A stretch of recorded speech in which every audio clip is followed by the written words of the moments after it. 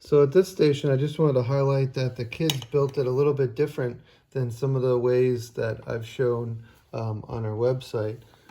To support these tracks, they did put the blocks underneath, but they arranged them in a little bit different way than I've seen, which is kind of cool.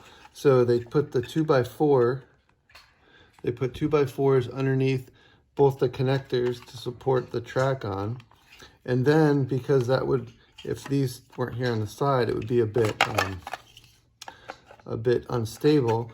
So what they did is they added them to the sides here,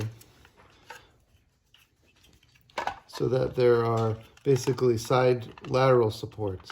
So that was that was a neat way that they chose to elevate the track. Typically, people or the kids will build something like this and put these on either side and build more of like a cross strut and then legs on it. But in this case, they opted to make more of basically a centerpiece and then two side supports. So I thought that was an interesting, different approach that I've seen.